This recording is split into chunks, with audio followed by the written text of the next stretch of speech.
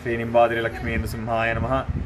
శ్రీ నింబాద్రి లక్ష్మీనరసింహస్వామి వారి విశ్వావసనామ సంవత్సర కార్తీక బ్రహ్మోత్సవాలు తేదీ 27/10/2025 సోమవారము కార్తీక శుద్ధ షష్ఠి నుండి తేదీ 7/11/2025 శుక్రవారము కార్తీక బహుళ ద్వితీయ వరకు శ్రీమన్ నింబాచల క్షేత్రంలో వైభవంగా నిర్వహించుటకై శ్రీ నింబాద్రి లక్ష్మీనరసింహస్వామి వారి అనుగ్రహంతో ఘనంగా ఏర్పాట్లు చేయబడుతున్నవి. కార్తీక శుద్ధ షష్ఠి 25వ తారీఖు స్వామివారికి సుప్రభాతము, మహాభిషేకము నిర్వహించుకొని గ్రామాలయంలో మరియు కొండపైన సుప్రభాతము మహాభిషేకము నిర్వహించుకొని మహానివేదన సమర్పణ చేసి భీమ్గల్ గ్రామాలయం నుండి ఉత్సవమూర్తులను శ్రీమన్ నింబాద్రి గుట్టపైకి వైభవంగా మేళతాళాలు, మంగళవాద్యాలు, ముత్తైదువలు, బోనాలు మొదలైనటువంటి మంగళకరమైనటువంటి వైభవంతో స్వామివారిని ఎదుర్కొని రాబడుతుంది. కొండపైకి తీసుకుని వచ్చి ప్రదక్షిణంగా పుష్కరిణి, కళ్యాణ మంటపము, రథమార్గంలో ప్రదక్షిణంగా స్వామివారిని కళ్యాణ మంటపంలోకి వేంచేపు చేసి కళ్యాణ మంటపంలో ఫల నివేదన, నీరాజనము సమర్పించి భక్తులకు ఆశీర్వాదమును అందించి గర్భాలయంలోకి ఉత్సవాలను వేంచేపు చేసి ఫల నివేదన, మహానీరాజనము సమర్పించి ఈ కార్యక్రమంను ముగించబడుతుంది.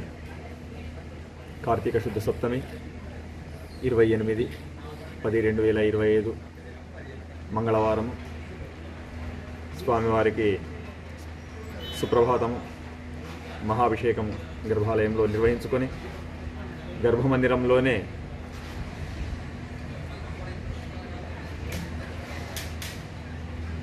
ఈ బ్రహ్మోత్సవముల గురించి సంకల్పం చేసి స్వస్తి పుణ్యావాచనం, మాతృకారాధన, మంటప దేవతా ప్రతిష్టాపన, దీక్షా స్వీకారము, ఆచార్యాది ఋత్వికవర్ణనము, తర్వాత సువర్ణాభిధేయము, కంకణధారణ, దీక్షా కంకణధారణ మొదలైన అఖండ దీప ప్రజ్వలన మొదలైన ఉత్సవాంగమైనటువంటి వైదిక క్రతువులన్నీ కూడా గర్భగుడిలో పూర్తి చేసుకొని ఉత్సవమూర్తులను పల్లకీలో ఊరేగింపుగా కళ్యాణ మంటపంలోకి ఎదుర్కొని వచ్చి మృత్సంగ్రహణము, అగ్ని ప్రతిష్టాపన, ఉత్సవాగ్ని ప్రతిష్టాపన, అంకురార్పణము ఈ కార్యక్రమాలన్నీ నిర్వహించుకొని ఉత్సవాలను గర్భగుడిలోకి వెంచేపు చేసి మహానివేదన, మహానీరాజనము, ఏకాంత సేవతో ఈ కార్యక్రమాలన్నీ ముగుస్తాయి. బ్రహ్మోత్సవములు అంటేనే ధ్వజారోహణ ప్రభుతి, చక్రతీర్థాంతం. ఈ షష్ఠీ సప్తమి చేసినవి బ్రహ్మోత్సవములకు అనుబంధమైన కార్యక్రమములే కానీ బ్రహ్మోత్సవ కార్యక్రమములుగా పరిగణించబడవు. వైదికంగా ధ్వజారోహణంతోనే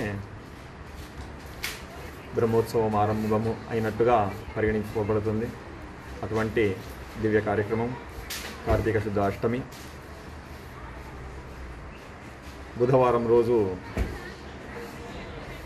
29వ తారీఖు స్వామివారికి సుప్రభాతము, మహాభిషేకము గర్భాలయంలో నిర్వహించుకొని నూతనంగా లిఖించబడినటువంటి గరుడపటంను స్వామి సన్నిధానంలో శాకునాది మంత్రాలతో ప్రవేశపెట్టి స్వామి అనుమతి గైకొని ఊరేగింపుగా ఉత్సవాలతో కలిపి లోకి ఎదుర్కొని వచ్చి కళ్యాణ మండపంలో గరుడ పటాదివాసం అనగా ఆ గరుడ పటములో గరుడుడిని ఆవాహనము చేసి అతడి లోపట చతుర్వింశతి తత్వాలు, మాతృకాలు వీటన్నింటినీ ఆవాహనం చేసి ప్రాణప్రతిష్టాపన చేసి తత్ సంబంధమైనటువంటి సర్వవిధ హవన కార్యక్రమంలో నవనాదులు నిర్వహించి దాని లోపట పూర్ణ గరుడ శక్తిని ప్రార్థన చేసి అనుసంధానము చేసి భావించి మధ్యాహ్న సమయంలో భేరీ పూజ, ధ్వజస్తంభ పూజ నిర్వహించి గరుడపటంను ధ్వజారోహణము కావించబడుతుంది. ఈ ధ్వజారోహణంతోనే స్వామివారి బ్రహ్మోత్సవంలో ఆరంభించినట్టు బ్రహ్మోత్సవములలో ఇది మొదటి రోజుగా పరిగణించబడుతున్నది. ధ్వజారోహణము, సర్వదేవతావాహనము చేసుకొని నిత్య హోమము, బలిప్రదానము ఇవన్నీ కార్యక్రమాలు నిర్వహించుకొని ఈ సందర్భంలో ఈ మొదటి బలిప్రదానాన్ని ఆవాహన బలిప్రదానమునని పరిగణిస్తారు. ఆవాహన బలిప్రదానము చేసుకొని ఉత్సవమూర్తులను గర్భగుడిలోకి వేంచేపు చేసి స్వామివారికి మహానివేదన, మహానీరాజనం సమర్పించడంతో బ్రహ్మోత్సవాల్లో మొదటి రోజు కార్యక్రమము సుసంపన్నమవుతుంది. బ్రహ్మోత్సవాల్లో రెండవ రోజు కార్తీక శుద్ధ నవమి, గురువారము 30వ తారీఖు. ఈరోజు ఒక విశేషము శ్రవణ నక్షత్రము కూడా కూడి ఉన్నది. ఆ శ్రవణ ప్రయుక్త క్షీరాభిషేకము స్వామివారికి సుప్రభాతము, మహాభిషేకము, శ్రవణ ప్రయుక్త క్షీరాభిషేకము చేస్తూ కళ్యాణ మంటపంలోకి ఎదుర్కొని వచ్చి స్వామివారికి నిత్య హోమము, బలిప్రదాన కార్యక్రమం ముగించుకొని అన్నకూటోత్సవం గర్భాలయంలోకి వేంచేపు చేసి అన్నకూటోత్సవం నిర్వహించుకొని మళ్ళీ కళ్యాణ మంటపంలోకి స్వామివారిని ఎదుర్కొని వచ్చి అశ్వవాహనంపై స్వామివారిని అలంకరించి పల్లకీలో అమ్మవారిని అలంకరించి వైభవంగా మరుసటి రోజు జరిగేటటువంటి స్వామివారి తిరుకల్యాణానికి పూర్వాంగంగా ఎదుర్కోలు కార్యక్రమం నిర్వహించబడుతుంది. దీనికి సంబంధించి స్వామివారిని మొదలుగా ఈ కొండపైన ఉన్నటువంటి తిరుమాడ వీధుల్లో వైభవంగా ఊరేగించుకొని స్వామివారి పుష్కరిణికి అభిముఖంగా ఆంజనేయ స్వామివారి యొక్క ఆలయం వద్ద స్వామివారిని నిలుపుకొని అమ్మవారిని పల్లకిలో ఎదురుగా ఊరేగింపుగా తీసుకొని వెళ్ళి చిన్నగా కలహ ప్రణయమును నిర్వహించి స్వామి అమ్మవారులను భిన్న వాహనాలపై ఏకులుగా చేసి ఊరేగింపుగా తీసుకుని వచ్చి వివాహ ప్రాచాంగభూతమైనటువంటి వాంగ్ నిశ్చయ కార్యక్రమం, మన లౌకిక భాషలో చెప్పాలంటే చిన్న విడము పెద్ద విడము చేసుకుని ఆశీర్వచనంతో ఎదుర్కోలు కార్యక్రమం సుసంపన్నమవుతుంది. స్వామివారిని గర్భాలయంలోకి తీసుకువెళ్ళి ఫల నైవేద్యం నీరాజనంతో ఆ రోజు కార్యక్రమం సుసంపన్నమవుతుంది. ఉత్సవంలో 3వ రోజు స్వామివారి తిరుకల్యాణం, కార్తీక శుద్ధ దశమి, శుక్రవారము 31వ తారీఖు అక్టోబర్ నెల 2025వ సంవత్సరం. గర్భగుడిలో స్వామివారికి వైభవముగా సుప్రభాతం, మహాభిషేకం, అభ్యంగము, మహాభిషేకము నిర్వహించుకొని ఉత్సవాలను కళ్యాణ మంటపంలోకి బ్రాహ్మీ ముహూర్తంలోనే వేంచేపు చేసి ఉత్సవ అంగముగా ప్రతినిత్యము నిర్వహించేటటువంటి హోమబలి ప్రదానాదులు పూర్తి చేసుకొని లౌకిక ఆచార రీత్యా స్వామివారికి రుక్కోతము అని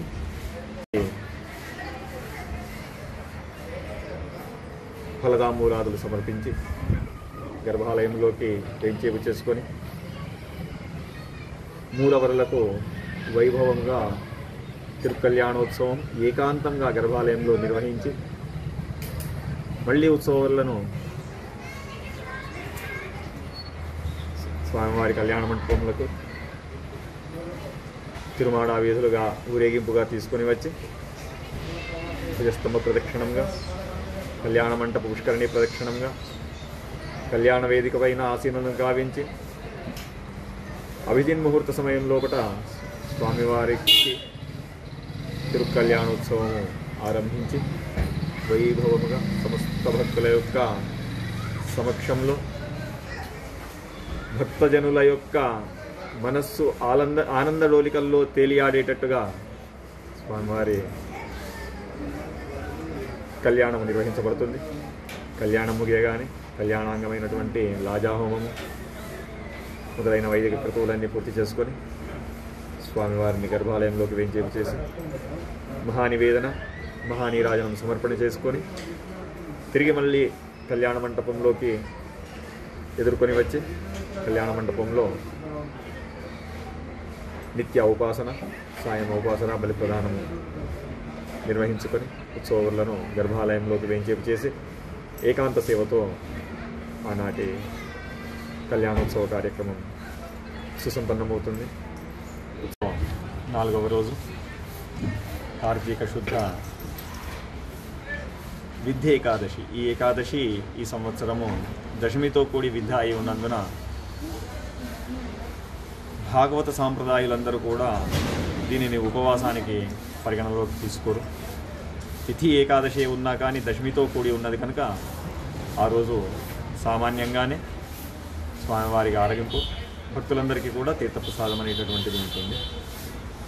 ఈ విద్య ఏకాదశి 1వ తారీఖు నవంబర్ నెల 2025వ సంవత్సరము శనివారం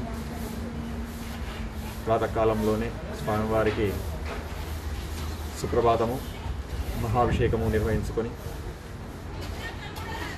కళ్యాణ మంటపంలోకి ఉత్సవాలను ఎదుర్కొని కళ్యాణ మంటపంలో స్వామివారికి నిత్య ఉపాసన బలి ప్రదానము సమర్పించుకొని మళ్ళీ గర్భాలయంలోకి స్వామివారిని వేంచేపు చేసి గర్భాలయంలో మహానైవేద్యము మహానీరాజనము సమర్పించుకొని తిరిగి కళ్యాణ మంటపంలోకి స్వామివారిని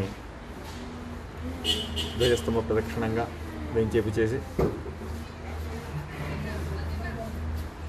నృసింహ ఏకాక్షరీ హవనము, ఇది మనము సనాతనంగా ఉన్నటువంటి ఒక ప్రక్రియనే. కాకపోతే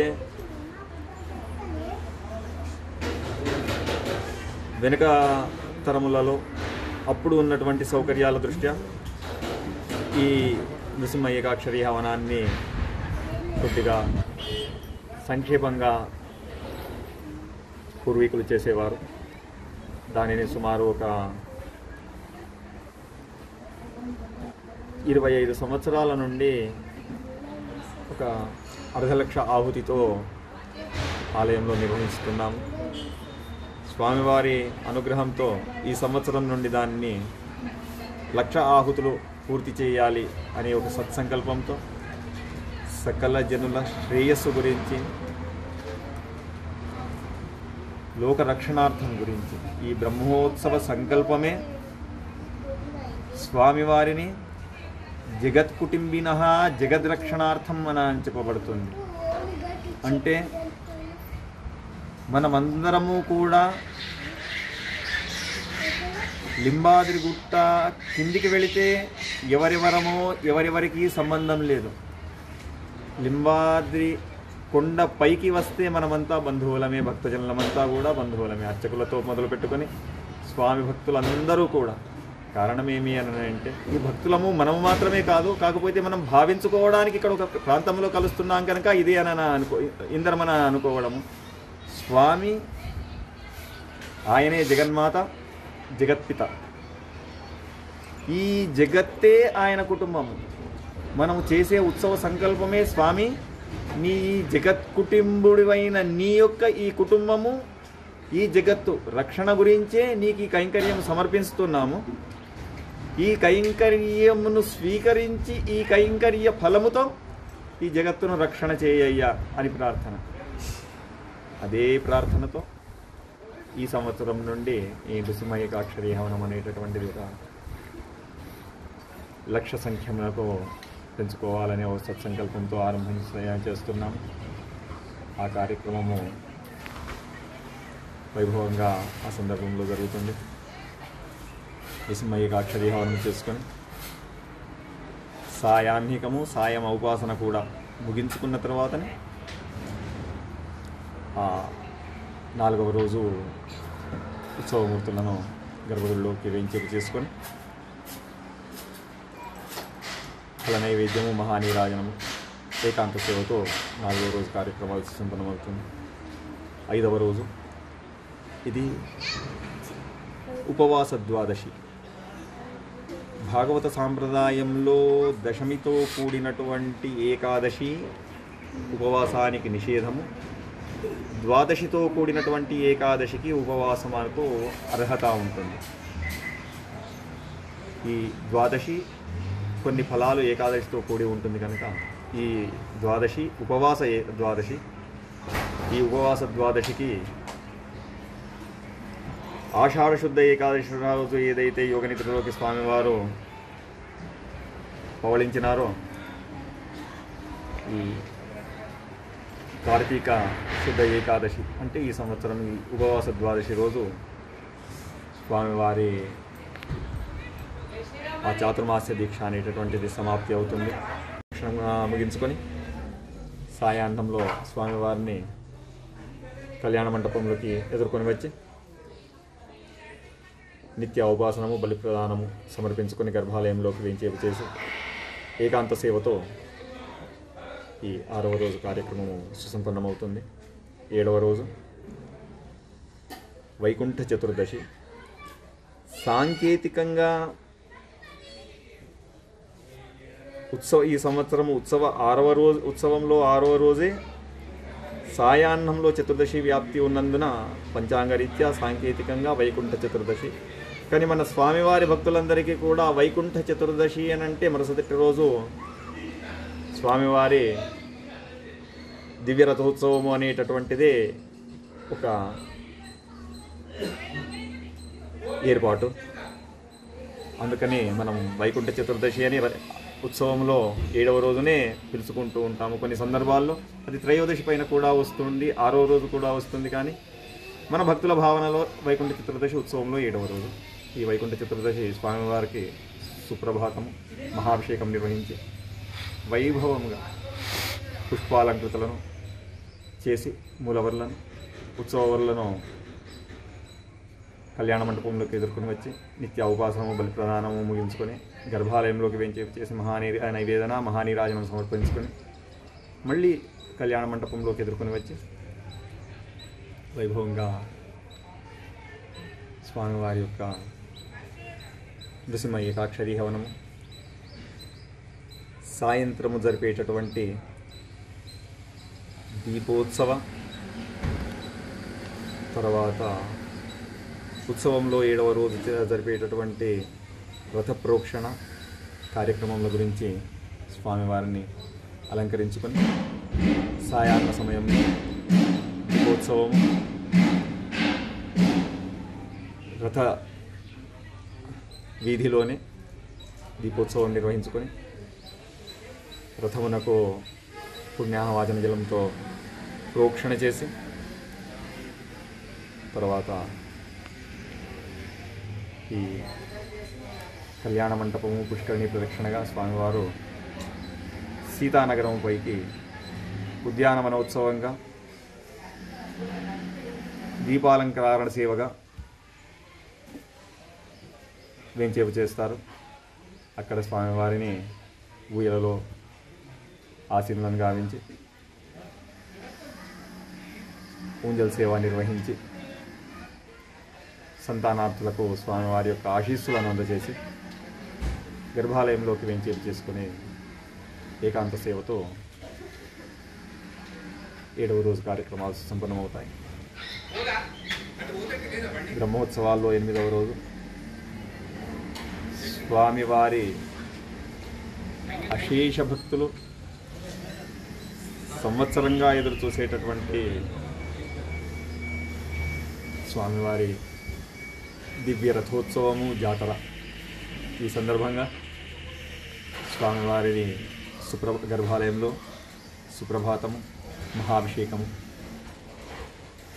స్వర్ణాలంకృతులను చేసి, ఉత్సవరులను స్వర్ణాలంకృతులను చేసి కళ్యాణ మంటపంలోకి ఎదుర్కొని వచ్చి కళ్యాణ మంటపంలో